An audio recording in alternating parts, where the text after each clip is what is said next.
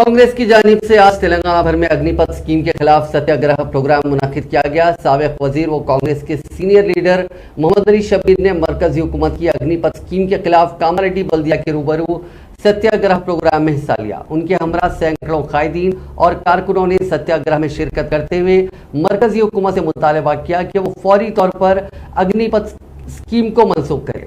इस मौके पर खिताब करते हुए साबिक वजीर मोहम्मद अली शब्बीर ने कहा कि अग्निपथ स्कीम को मुतारिफ करते हुए मरकजी हुकूमत फौज को प्राइवेट करने की कोशिश कर रही है। यह मसला आज हमारे नौजवानों के मुस्तकबिल से जुड़ा हुआ है। 4 साल में नौजवान रिटायर्ड होने के बाद नौजवान का मुस्तकबिल क्या होगा, क्योंकि अग्निपथ स्कीम के तहत फौज में भर्ती के बाद 4 साल में रिटायर कर दिया जाएगा। मरकजी हुकूमत की इस गलत स्कीम के खिलाफ आज सारे हिंदुस्तान में कांग्रेस सत्याग्रह कर रही है।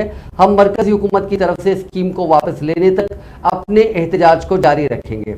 उन्होंने कहा कि मोदी हुकूमत ने नौजवानों को साल में 2 करोड़ मुलाजिमतें देने का वादा किया था। इसके हिसाब से 16 करोड़ मुलाजिमतें आना था, जबकि 10 लाख मुलाजिमतें देने की बात अब की जा रही है, वो भी 4 साल में रिटायर करने के साथ शर्त के। उन्होंने कहा कि नौजवानों के मुस्तकबिल को कांग्रेस खराब होने नहीं देगी।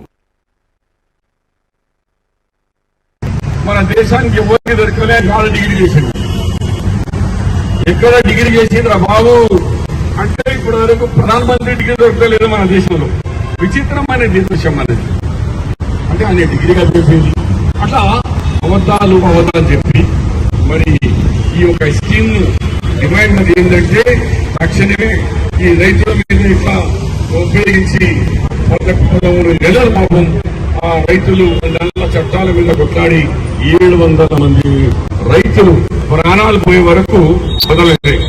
దాని తర్వాత ఆ బిల్లును వాపసు తీసుకున్నాడు. కానీ అట్లా సొరంగాలలో ఉండి మనకు కాపాడుతున్నాడు మన ప్రాణాలు. ఇలా వాళ్ళ మీద కూడా అంటే వాళ్ళకు ఉన్న జాబ్స్ తీసేయాలా, పెన్షన్స్ ఇవ్వద్దు, నగదు పైసలు ఇచ్చి 10-11 లక్షలు తీసుకొని పునరావై